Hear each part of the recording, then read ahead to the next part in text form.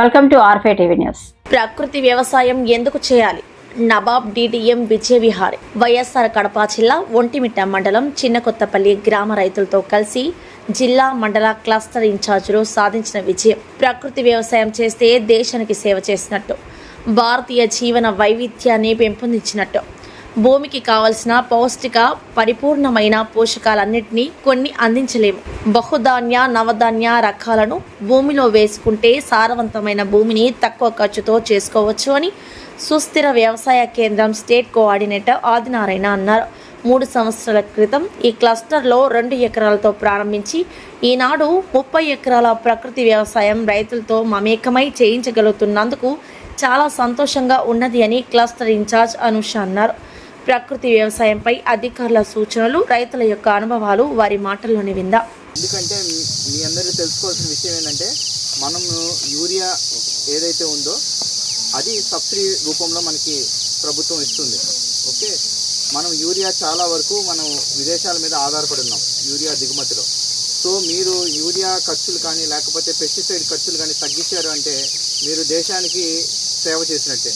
So మీరు దానికోసం మీ అందరికీ అభినందనలు.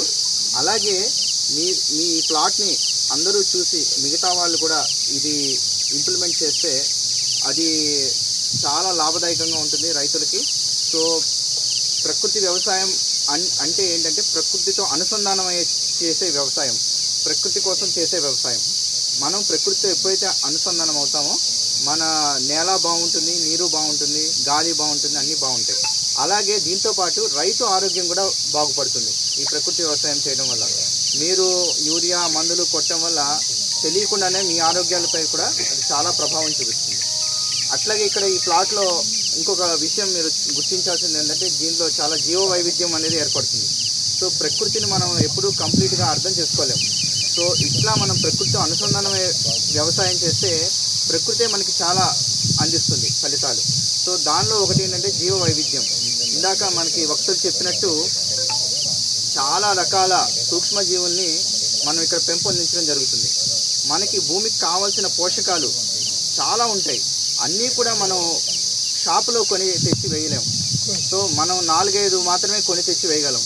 ఒక 18-20 రకాలు మనం వేయాలంటే 18-20 రకాలు మనం కొనలేము. దాన్ని ఎలా న్యాచురల్గా పెంపొందించవచ్చు అంటే ఇలాంటి మీరే పద్ధతులు పాటిస్తే న్యాచురల్గా అవి భూమిలో ఏర్పడటం జరుగుతుంది.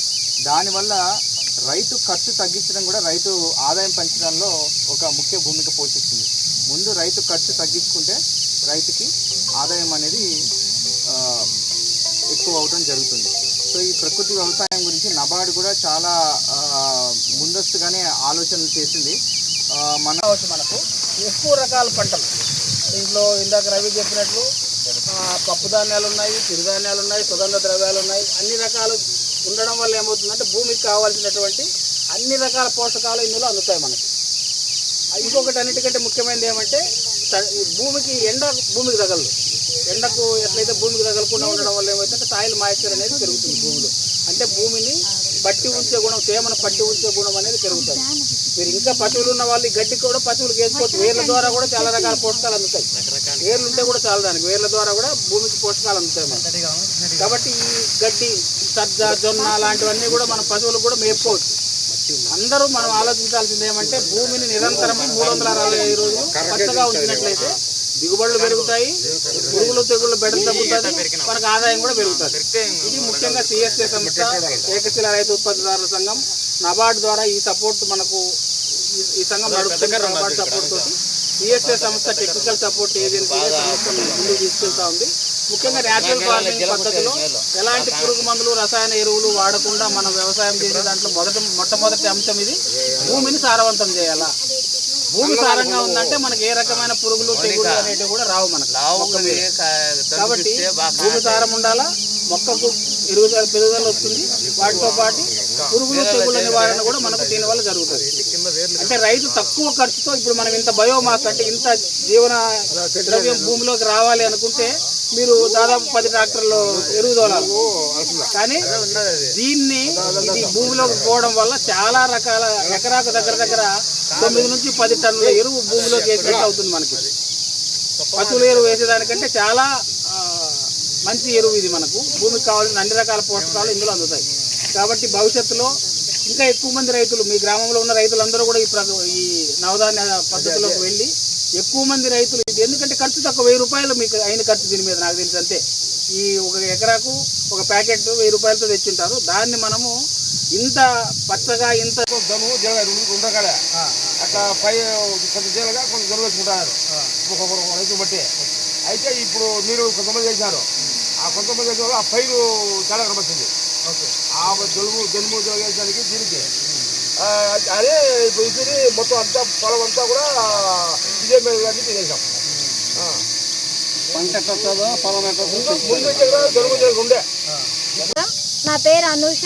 నేను సుస్థిర వ్యవసాయ కేంద్రంలో మరియు ఏకశిల రైతు ఉత్పత్తిదారుల కంపెనీ లిమిటెడ్ నందు క్లస్టర్ కోఆర్డినేటర్గా పనిచేస్తున్నాను. ఇక్కడ ఏంటంటే నేను 6 గ్రామాల్లో రైతులను కవర్ చేస్తాను.